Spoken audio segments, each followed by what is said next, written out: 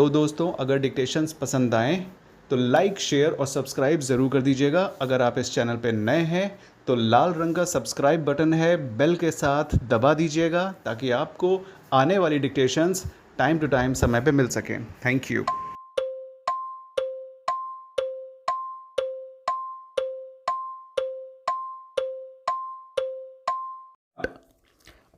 Plaintiff's appellants are in the regular second appeal against the concurrent finding of fact arrived at by the courts below, dismissing the suit for declaration that the order passed by the collector under redemption of mortgages in bracket Punjab bracket out comma act comma 1913 is wrong and illegal with a consequential relief of permanent injunction full stop para.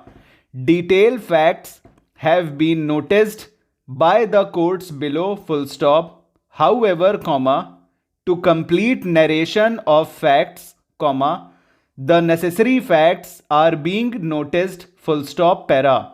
Yadram was owner of 47 bighas and 8 biswas of land. Wide sale deed dated 26/6/1879 in bracket exhibit P3 bracket out full stop. He sold 23 bighas and 14 biswas of land in favor of predecessor in interest of the plaintiffs for a sum of rupees 200 full stop. After little more than 1 year, that is on 5/8/1880, he also mortgaged 23 bighas and 14 biswas of land in bracket equivalent to the land sold bracket out for a sum of rupees 225 in favor of predecessor in interest of the plaintiffs full stop. The plaintiffs filed a suit for declaration claiming that they have become owners as limitation for redemption of the mortgage has elapsed full stop. The suit was dismissed wide judgment and decree dated 28/5/2005 full stop. The plaintiffs appellants filed appeal, comma, however, comma, during the pendency of the suit, the plaintiffs appellants withdrew the suit on 9/9/2008 full stop. No permission of the court to file the fresh suit was sought full stop para. The successors of mortgager filed an application before the competent authority under the redemption of mortgages in bracket Punjab bracket out comma Act 1913 and deposited the mortgage amount full stop. The application was allowed by the authority after returning a finding that the mortgage was an usufructuary mortgage full stop. The order passed by the authority has been challenged in the present suit under section 12 of the Act of 1913 full stop para. Lengthy arguments have been addressed by senior counsels appearing for both the parties full stop. Two contentions have been raised by learned counsel appearing for the appellants full stop para. The mortgage deed was a mortgage by conditional sale, as the mortgage provided that if the property is not redeemed within 4 years, comma, the property mortgaged would be treated as sale full stop. In the present case, comma, courts have erred in treating the mortgage to be usufructuary mortgage full stop para, even if the mortgage deed is not a mortgage by conditional sale, comma, still period to redeem the mortgage having been prescribed, comma, the limitation for redemption would begin to run on expiry of such period, comma, therefore, comma, also the order passed by the authority under the Act of 1913 is illegal, full stop, para. On the other hand, comma, learned senior counsel appearing for the respondents has submitted that the plaintiffs appellants had filed a similar suit with respect to same property, claiming declaration that they have become owner as by prescription of time which has been withdrawn without permission of the court and therefore the suit is barred, full stop, over. तो friends ये 94 की speed का dictation हो चुका है और इसमें एक नया वर्ड आया है यूसुफ्रक्चुअरी. ठीक है, इसको यूसुफ्रक्चुअरी भी कह सकते हैं. ये बहुत ही ज़्यादा कम आने वाला वर्ड है और ये बहुत अचानक से आ गया, इसने बोलते हुए बैंड बजा दी. ठीक है, तो कैसे बनेगा यूसुफ्रक्चुअरी के लिए आप क्या करिए, ये का थ्रो द लाइन ये बनाइए, सर्किल लगा कर एफ बना दीजिए. ठीक है, और चर, डर और दर इन सब के लिए डबलिंग की जाती है ना, तो यू सर्किल एफ और के की डबलिंग कर दीजिए. यूसुफ्रक, ये फ्रक है ना, तो आप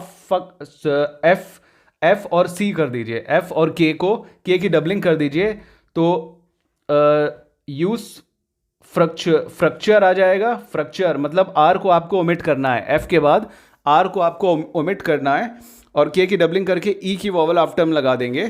ठीक है, तो वो हो जाएगा यूसुफ्रक्चुअरी. ठीक है, तो रिलेट करिएगा, ये ऐसी आउटलाइन है ना कि इसको आप पूरा बनाने बैठेंगे तो फिर दिक्कत में फंस जाएंगे, इसीलिए हम इसको आपको तोड़ के बता रहे हैं कि ये सर्किल एफ के की डबलिंग, तो फैक्चर आ जाएगा उसमें, फैक्चर. ठीक है, तो फैक्चर में ई की वॉवल आफ्टर में लग जाएगी तो फैक्चरी हो जाएगा, यूसुफैक्चरी. ठीक है, यूसुफैक्चरी से यूसुफ्रक्चुअरी आप पढ़ लेंगे क्योंकि ये अनयूजुअल वर्ड है.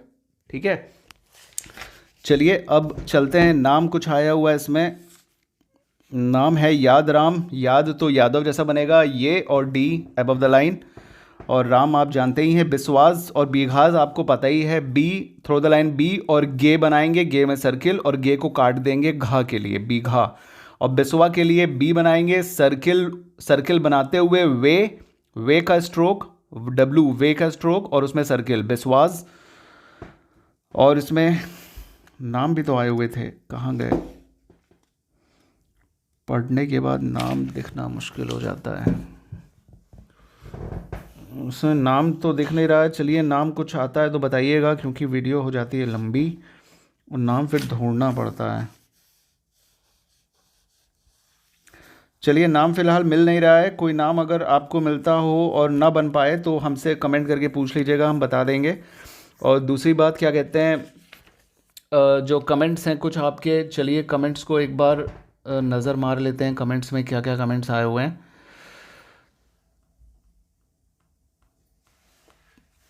ठीक है, तो इसका बताइएगा कैसी स्पीड लगी, क्या लगी, क्योंकि स्पीड थोड़ी सी धीमे हुई थी. नॉर्मल हम देते हैं 95 तक का डिक्टेशन. तो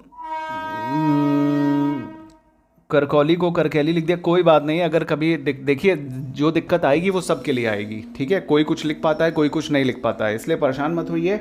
लेकिन हाँ, जो नया वर्ड आपको मिले उस पर हाथ ज़रूर 2 लाइन चला लीजिए क्योंकि उससे ये रहता है कि आप उस वर्ड से फैमिलियर हो जाएंगे. ठीक है, यू वेलकम.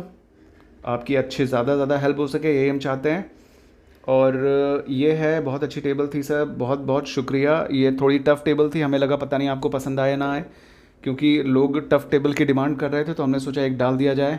नॉलेज होना ज़रूरी है. 11 मिस्टेक आई है, आपकी बहुत अच्छी मिस्टेक है और ऐसी ही बना के चलिए और ज़्यादा कम करिए. ठीक है, मतलब आपको एकदम टक्कर का कंपटीशन देना है और सीट अपनी रिजर्व करनी है, इसलिए मिस्टेक आपकी अंडर 10 आनी ही चाहिए हर डिक्टेशन में. और ये डिक्टेशन स्पीड की है, इसलिए जब आप एग्ज़ाम में डिक्टेशन लेने जाओगे ना तो आप एकदम आराम से, मतलब अंगड़ाई लेते हुए निकलोगे. ठीक है, तो चलिए इसका बता दीजिए, इसका क्या बताना है.